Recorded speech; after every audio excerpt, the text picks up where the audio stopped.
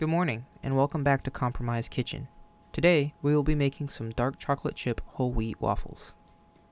The first thing you will want to do is gather together your equipment. For this recipe, you will need 2 large mixing bowls, some measuring cups, some measuring spoons, and a metal whisk. You are also going to need a waffle maker. Next, you will want to get your wet ingredients. For this recipe, you will need 1 1/2 cup of milk, 1/3 cup of olive oil, and 1 large egg. In my recipes, I like to use skim milk, but if you want to exchange it for almond milk or goat milk in the same proportion, that will work just as well.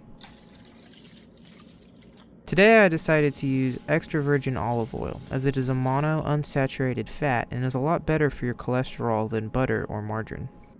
Here, I crack my large egg.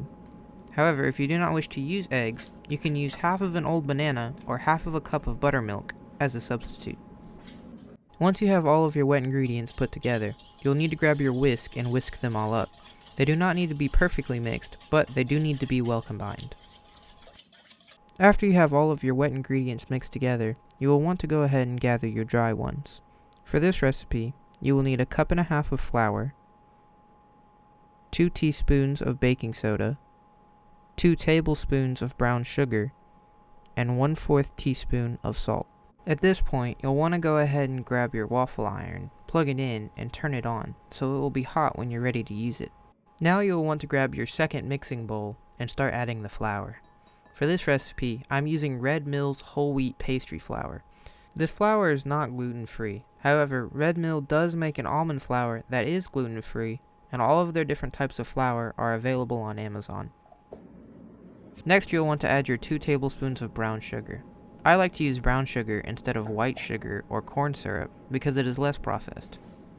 Then you'll want to add your 2 teaspoons of baking powder and 1/4 teaspoon of salt. I like to use kosher salt. Grab your whisk and get all of your dry ingredients mixed together. Then slowly pour your dry ingredients over the wet ones and mix together until they are well combined. The mixture may be a little bit lumpy. That is okay. Then you'll want to go and grab your chocolate chips. I like to use these Enjoy Life dark chocolate morsels made with 100% real chocolate and 100% cane sugar. They are allergy friendly and contain no other ingredients or artificial sweeteners. Then you'll want to go to your waffle iron and pour the batter slowly into the waffle iron. I like to get started by spraying my waffle iron with canola oil just to help the waffle not stick to the pan. Be very careful when operating a waffle iron. They can be very hot, and I would not want you to burn yourself. While the waffle is cooking, you may want to spend some time collecting whatever toppings or ingredients you want to place on top of your waffle.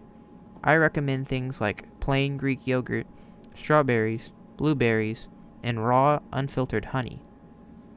Once the waffle is finished cooking, you may want to use a fork to help get the waffle out. It will be very hot, so be careful. Lastly, you'll want to grab the toppings that you prepared earlier and place them on top of your waffle. Although it is not necessary, it is nice to try to make your waffle look as presentable as possible. If you like today's tutorial, or think that you would ever use this recipe, please press like on this video.